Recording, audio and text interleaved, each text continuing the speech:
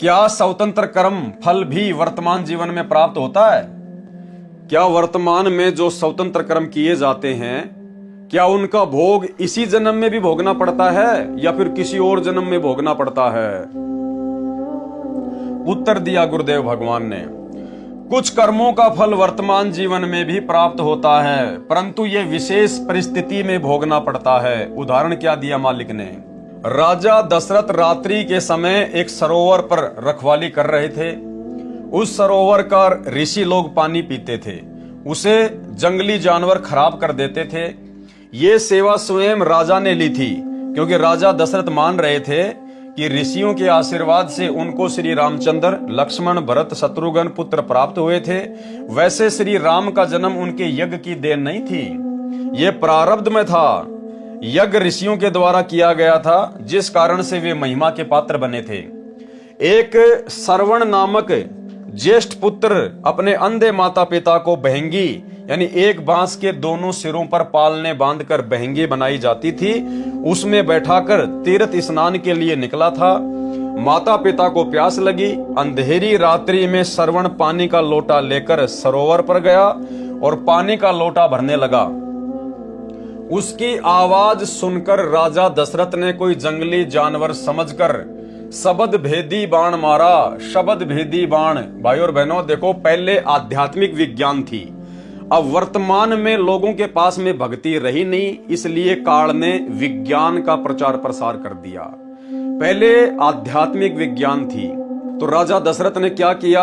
आवाज सुनकर शब्द भेदी बाण मारा। शब्द भेदी बाण क्या होता है? यानी उस बाण को मंत्रित करके और जहां से आवाज आ रही है उधर छोड़ दिया जाएगा। तो चाहे अंधेरा हो, रास्ता चाहे टेढ़ा मेढ़ा हो, कैसा भी हो, वो बाण उसी आवाज के ऊपर जाकर लगेगा, अपने निशाने पे जाकर लगेगा। उसको कहते हैं शब्द भेदी बाण। जैसे वर्तमान में वैज्ञानिकों ने कुछ ऐसी मिसाइलें बना रखी हैं, आप जिस भी शहर पर, जिस भी राज्य पर, जिस भी पॉइंट पर उसको टारगेट करके मारोगे तो वो घूमती फिरती और हजारों किलोमीटर दूर जाकर उसी लक्ष्य के ऊपर निशाना मारेगी।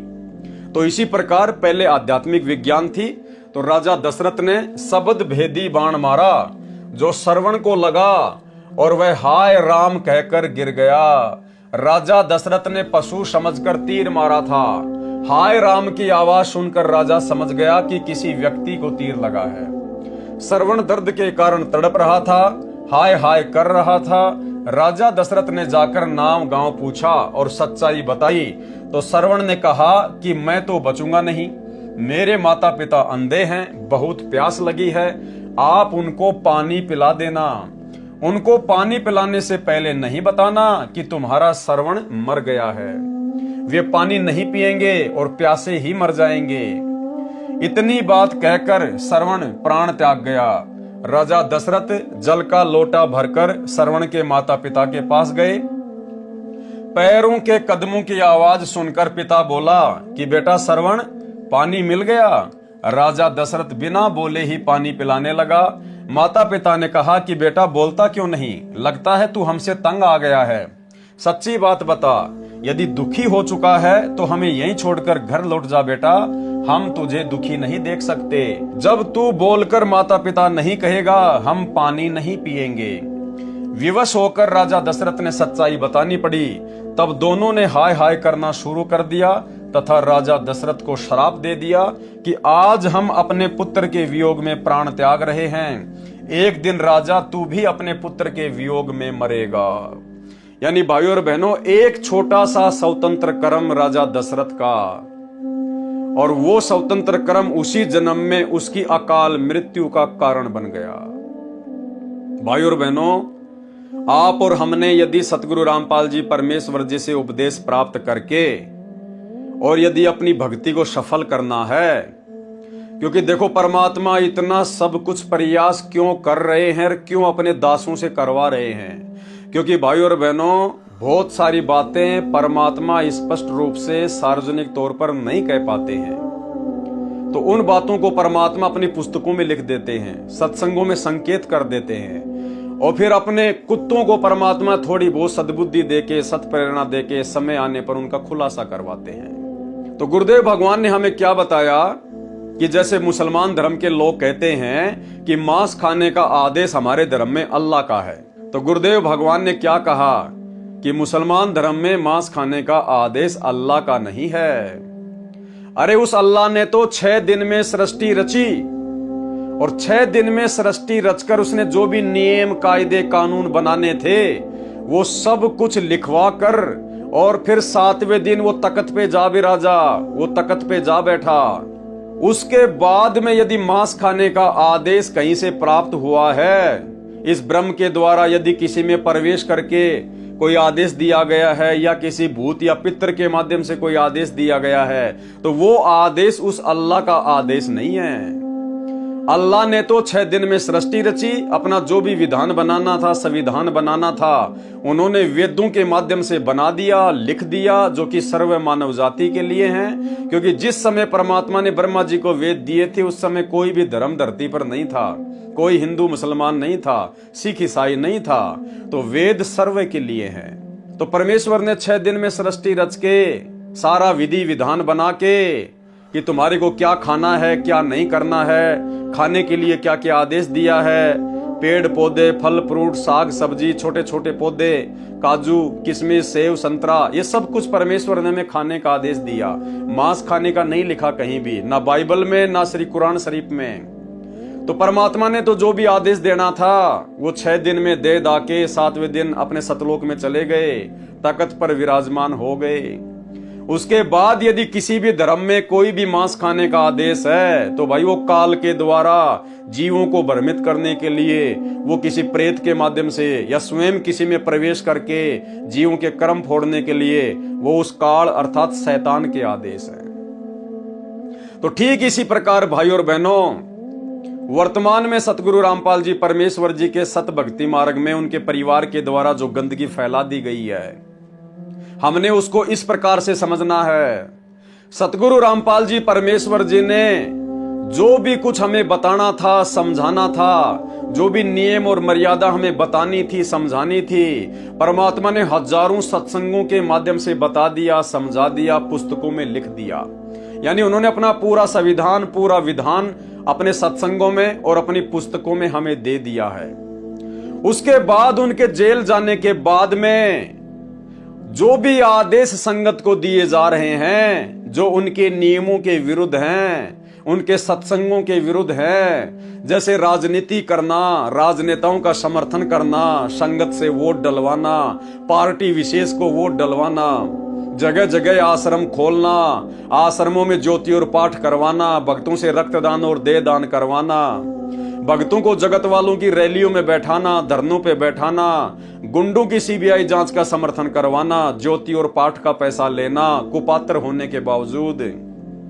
धनाना गांव में 50 लाख रुपए की लागत से बैडमिंटन का स्टेडियम बनवाना, धनाना गांव वालों के लिए बसें चलाना, एम्बुलेंस चलाना, गांव वालों के लिए भक्तों को मजदूर बनाकर रोडे ठीक करवाना, ये तमाम कर्म ये स्वतंत्र कर्म के तहत हैं। ये मनमाना आचरण है। सतलोक आश्रम मैनेजमेंट हरियाणा, ये सारे कुकर्म परमात्मा के विधान के विपरीत इन आश्रम मैनेजमेंट वालों में कुप्रेरणा करके, क्योंकि जब भगत की मर्यादा टूट जाती है, जब भगत गुरु को मानुष मानता है तो काल का दाव लगता है। तो जिस प्रकार मुसलमान धर्म में या हिंदू धर्म में उस शैतान ने, उस काल ने किसी प्रेत के माध्यम से या किसी अन्य में मुल्ला मौलवी के अंदर प्रवेश करके उस समाज को बिगाड़ दिया झूठे आदेश दे दे के, उसी प्रकार इस काल ने, इस शैतान ने, इस ब्रह्म ने सतगुरु रामपाल जी परमेश्वर जी के कलयुगी परिवार में प्रवेश करके या किसी अन्य भक्तों में कुप्रेरणा करके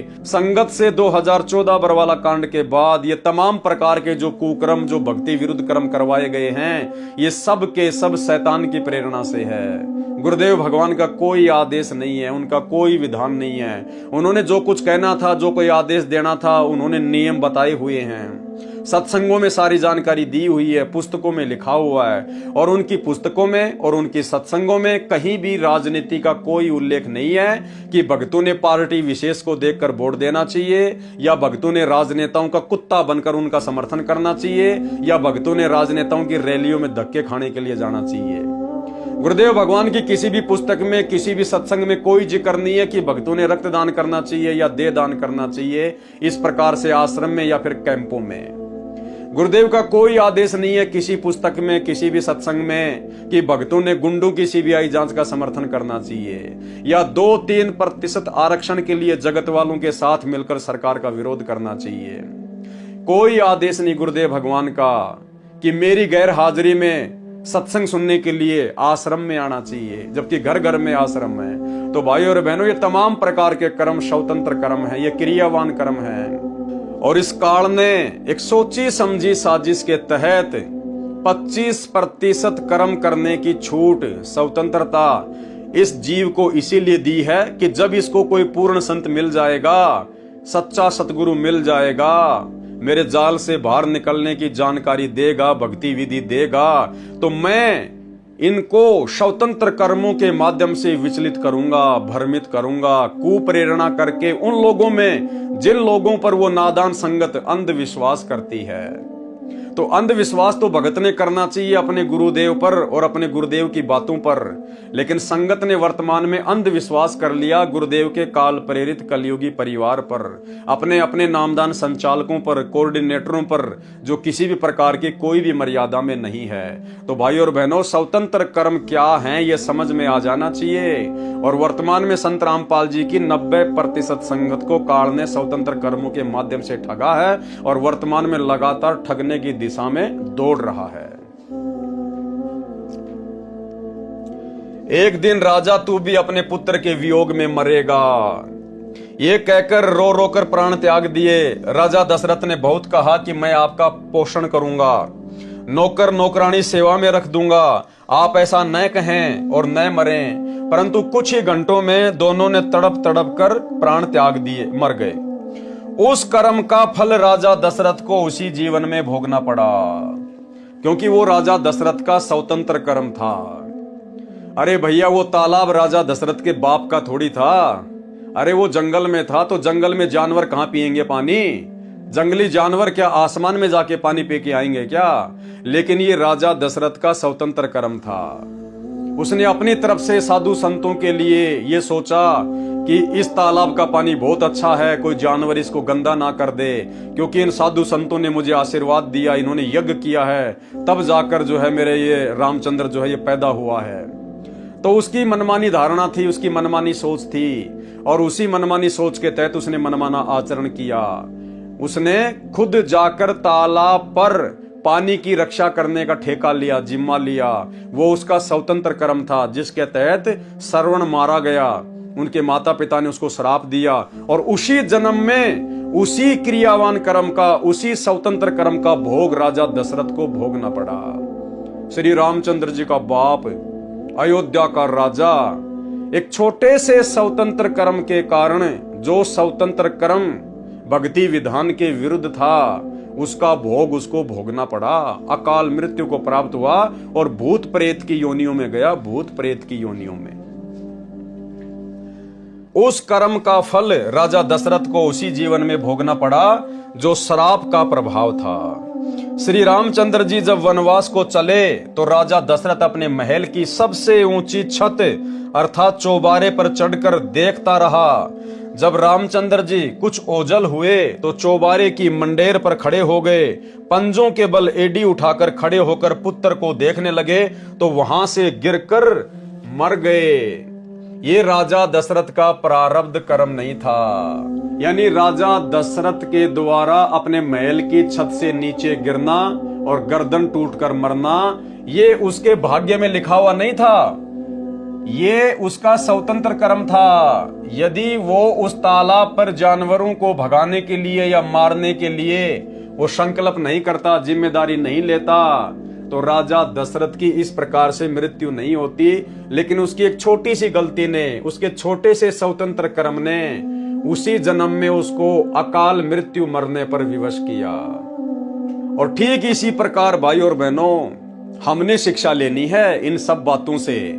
हमें गुरुदेव ये राजा रामचंद्र जी के पिता श्री दशरथ जी की जीवनी पढ़ाकर, हमारे को उनका इतिहास पढ़ाकर परमेश्वर क्या समझाना चाहते हैं। हमें राजा दशरथ से मतलब नहीं है, हमें श्री रामचंद्र जी से मतलब नहीं है, लेकिन उनकी गलतियों से, उस इतिहास से हम भक्तों ने शिक्षा लेनी है, सबक लेना है कि हम वर्तमान में भक्ति मार्ग पर स्वतंत्र कर्मों का सदुपयोग करना सीखें। और यदि दुरुपयोग करेंगे तो श्री रामचंद्र जी के पिता राजा दशरथ की तरह अकाल मृत्यु ही मरेंगे। और ना जाने कितने भगत सतगुरु रामपाल जी परमेश्वर जी के जेल जाने के बाद में हजारों की संख्या में स्वतंत्र कर्मों का दुरुपयोग करते हुए इस जानकारी के अभाव में, साध संगति के अभाव में अकाल मृत्यु को प्राप्त हुए हैं। वैसे तो बहुत सारी घटनाएं हैं, अगर मैं जिक्र करूंगा तो 20-30 घटनाएं तो मेरे पास में कैद हैं कैमरे में। मेरे पास में एविडेंस है, उनके प्रूफ है, उनकी फोटो है, उनके वीडियो हैं। इशार की तारीखों पर आते जाते समय ना जाने कितने भगत भाई बहन काल की भेंट चढ़े हैं, जो उन सब का स्वतंत्र कर्म था। सतगुरु रामपाल जी परमात्मा का किसी भगत को कोई आदेश नहीं था ज्ञान आधार से कि भक्तों आप हिसार कोर्ट में जब मेरी तारीख पड़ती है तो आप जी मेरी तारीखों पे आया करो, यहाँ पर भीड़ इकट्ठी किया करो, प्रशासन को परेशान किया करो, दुखी किया करो। और ना किसी को गुरुदेव भगवान के कोई दर्शन होते थे। ये सारा का सारा मनमाना आचरण था, सतलोक आश्रम मैनेजमेंट हरियाणा के द्वारा करवाया जाता था काल प्रेरणा से। ये स्वतंत्र कर्म था, ये वो 25% स्वतंत्र कर्मों के तहत मनमाना आचरण हो रहा था।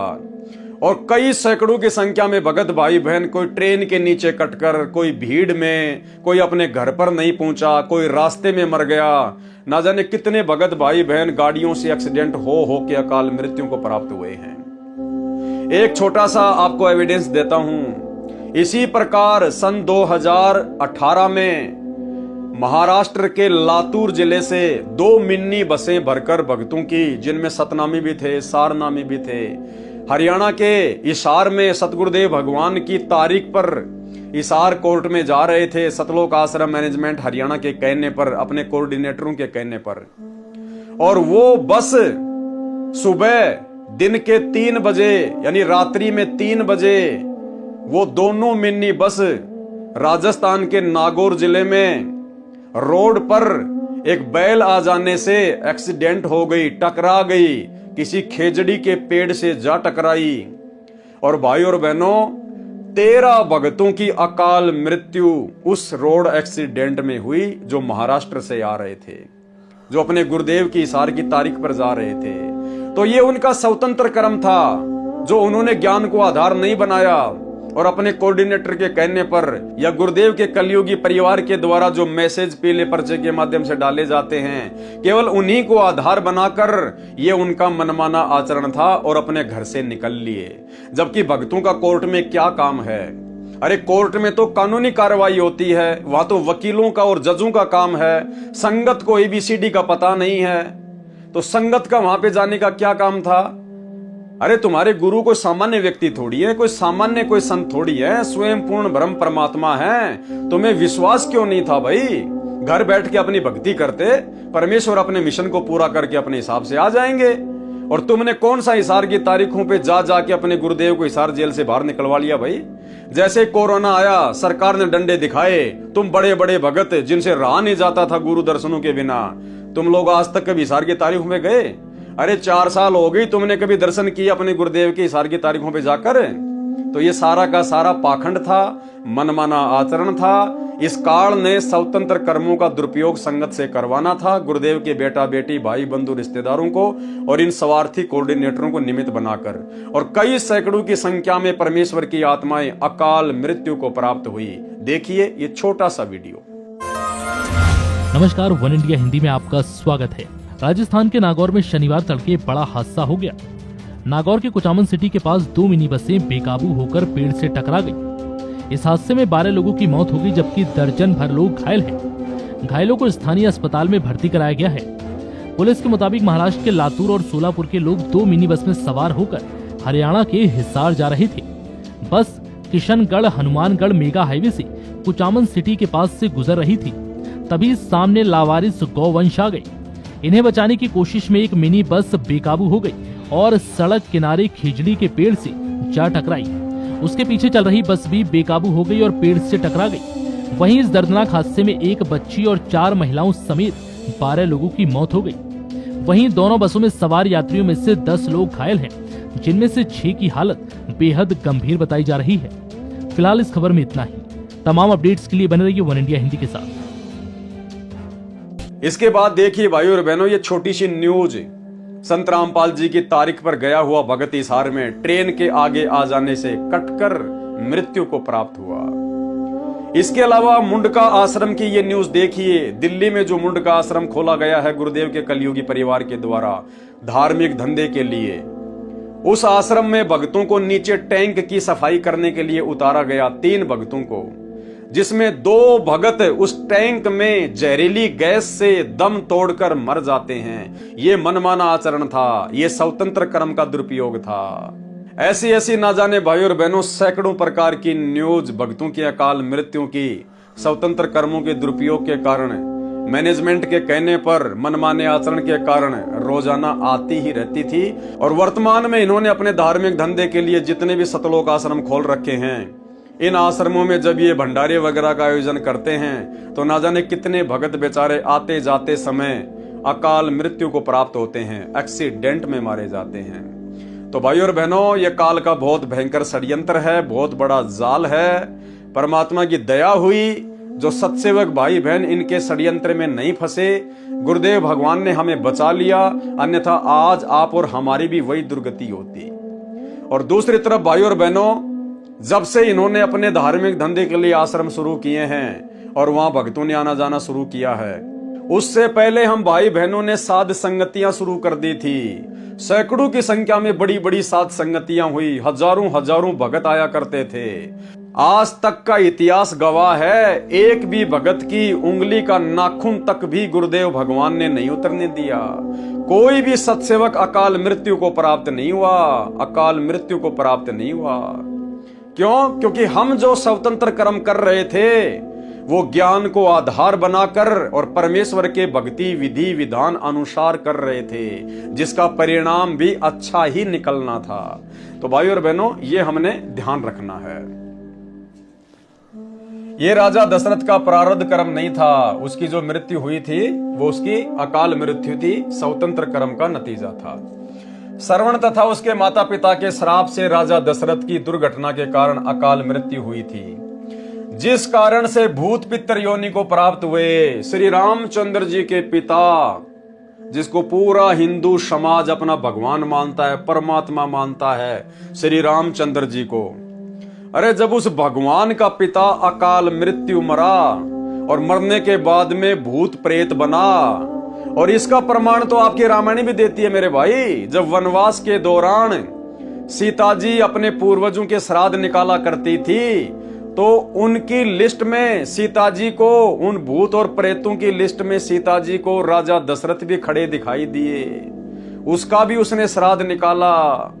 तो जब भगवान श्री रामचंद्र जी का पिता ही भूत बना घूम रहा है, तो वर्तमान में ये जो श्राद्ध निकालते फिरते हैं हमारे आम भगत भाई बहन, इन नकली पंडितों के कहने से, नकली धर्म गुरुओं के भरमाने से, अरे तुम्हारे माता पिता का कहां से उद्धार हो जाएगा श्राद्ध निकालने से? तो भाई और बहनों, सोचो, विचार करो, सतगुरु रामपाल जी परमेश्वर जी के YouTube पर सत्संग सुनना शुरू करो। जिस कारण से भूत पितर योनि को प्राप्त हुए। जब सीता जी ने वनवास काल में अपने पूर्वजों के श्राद्ध किए, तो राजा दशरथ भी पितरों की पंक्ति में बैठे दिखाई दिए, भूत बना हुआ था। राजा दशरथ की मृत्यु क्रियावान यानी वर्तमान कर्म का फल था, स्वतंत्र कर्म का फल था। देख लो भाई और बहनों, स्वतंत्र कर्म क्या होते हैं और स्वतंत्र कर्मों का भोग कितना खतरनाक होता है, कितना जबरदस्त होता है। और सतलोक आश्रम मैनेजमेंट हरियाणा ने तो स्वतंत्र कर्मों की बाढ़ सी ला के रख दी है, बाढ़ सी लाकर। इनके साथ क्या बनेगा क्या नहीं बनेगा, वर्तमान में बनेगा या अगले जन्मों में बनेगा, क्योंकि पार होने वाले तो ये है नहीं इस मनुष्य योनि में। और जो जो इन्होंने स्वतंत्र कर्मों का दुरुपयोग किया और संगत से करवाया है, तो भाई उसी रेशियो में भोगना पड़ेगा।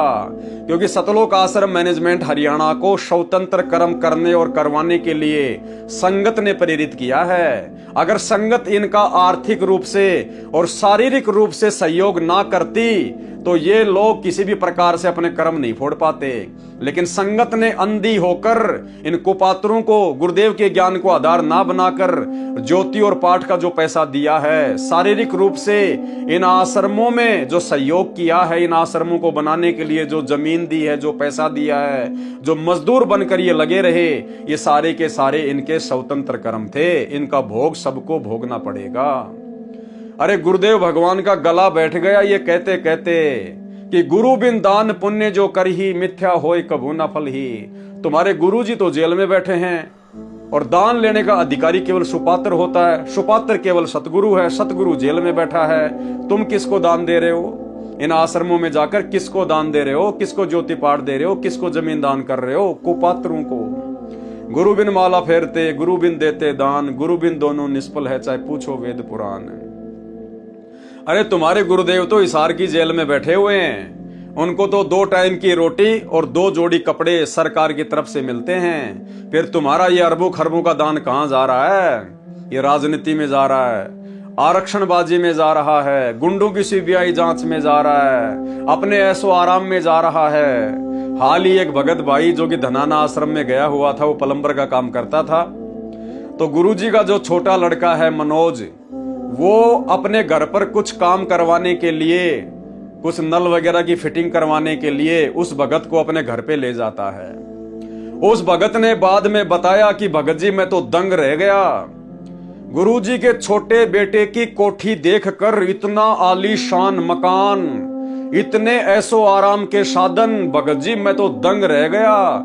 मेरी आंखें फटी की फटी रह गई कि भाई संगत के दान का तो ये लोग यहां दुरुपयोग कर रहे हैं।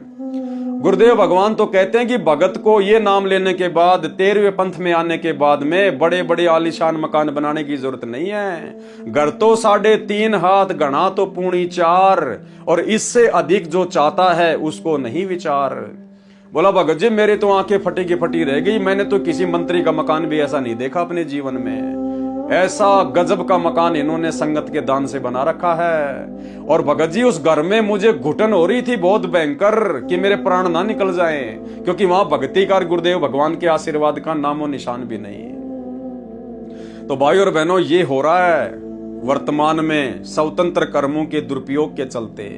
ऐसे ही जब पहले रोहतक के सिंहपुरा में जो आश्रम था, वहां पर जो भगत भाई बहन जाया करते थे, तो ऐसे ही गुरुदेव के घर पर, यानी उनकी जो पत्नी रहती है, जो कलयुगी पत्नी, जिसको आप लोग अनारो माई कहते हैं, उसके घर पर थोड़ा बहुत काम करने के लिए कुछ भगत चले गए। अब वहां भगतों ने देखा कि माई ने तो 30-40 कमरे बनवा रखे हैं, 30-40 कमरे। तो भगत ने गुरुदेव के ज्ञान आधार से पूछा कि माई रहने के लिए तो 1 या 2 कमरे बहुत होते हैं। गुरुदेव सत्संगों में बताते हैं, आपने इतने सारे कमरे क्यों बना रखे हैं? बोला मैं इनको किराए पे दूंगी, ये मकान में किराए पे चढ़ाऊंगी, ऐसे थोड़ी बनाए हैं। तो भाई और बहनों, ये पूरा का पूरा काल का षड्यंत्र आप लोगों को मोहरा बनाकर आपकी मर्यादा तोड़वाने के लिए और आप भाई बहनों की भक्ति को बर्बाद करवाने के लिए स्वतंत्र कर्मों के दुरुपयोग के तहत काल के द्वारा गुरुदेव के कलयुगी परिवार को निमित्त बनाकर करवाए जा रहे हैं। सावधान हो सको तो हो लेना। और जो भगत गुरुदेव के बेटे के साथ में, मनोज के साथ में उसकी आलीशान कोठी में जाके आया है, एक छोटी सी ऑडियो सुन लीजिए जब उसने किसी भगत भाई को ये बात बताई। सुनिए। हाँ भगत जी क्या बोल रहे थे आप बोलो, मैं रिकॉर्डिंग कर दिया। गुरुजी के लड़के जो मनोज है ना, हाँ मनोज है या पता नहीं छोटा वाली, पता नहीं किसके घर में, तो उनके यहाँ घर पे गए होंगे।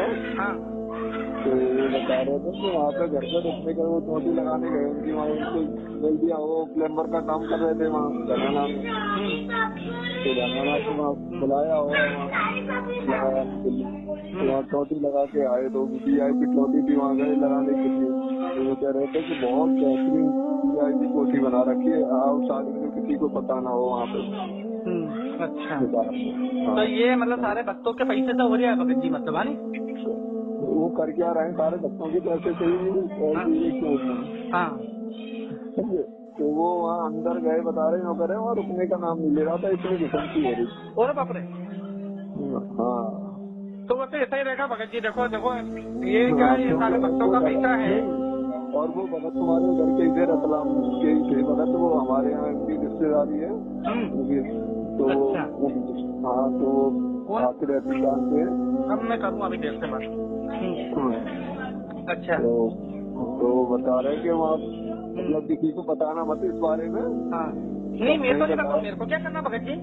नहीं, वो हमसे कह रहे थे कि किसी को बताना मतलब उनके घर पे VIP ये सारा कुछ 25-25 लाख रुपए की गाड़ी लेने के आदमी को और भी कॉल करवाने के लिए सब क्या है, कहाँ का पैसा है, सारा मैनेजमेंट का ही क्या था, सब भक्तों का पैसा है। अब भगत जी आप समझो, देखो इस चीज को देखो क्या हो गया ये बताओ अपने को।